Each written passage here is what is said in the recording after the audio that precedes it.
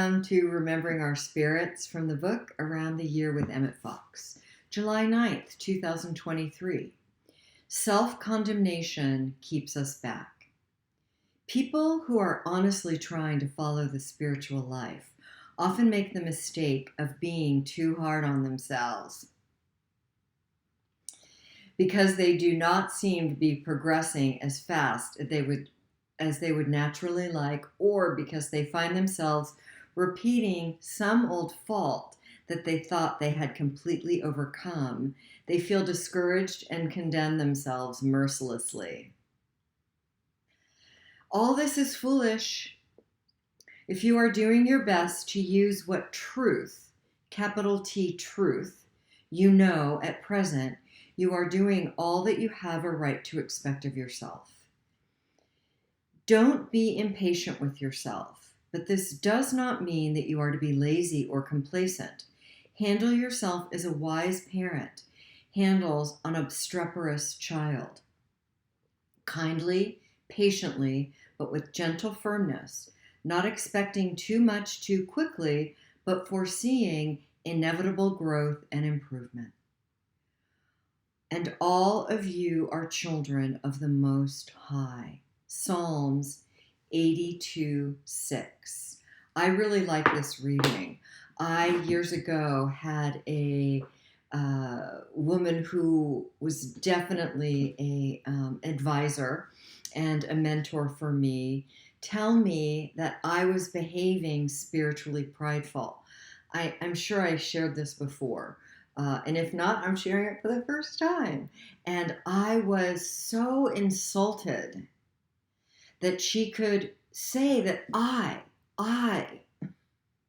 right, was being spiritually prideful.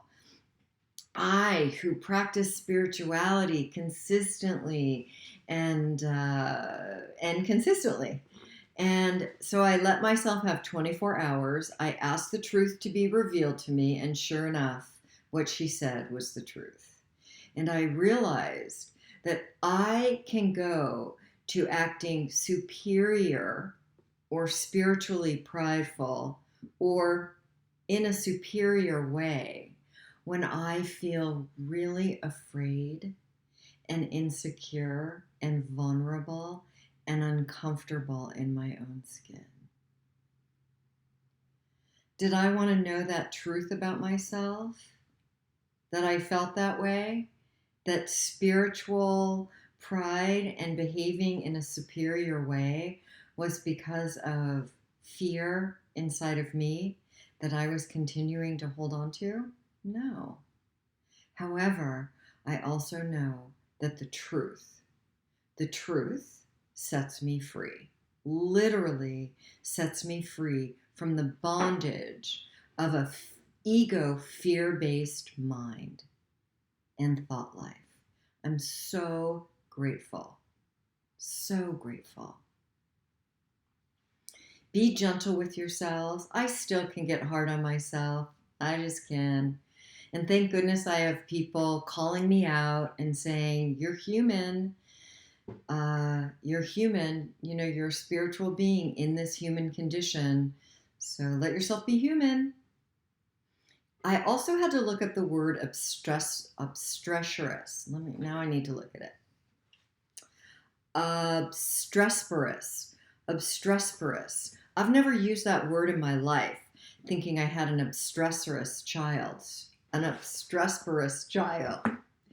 that means difficult to handle.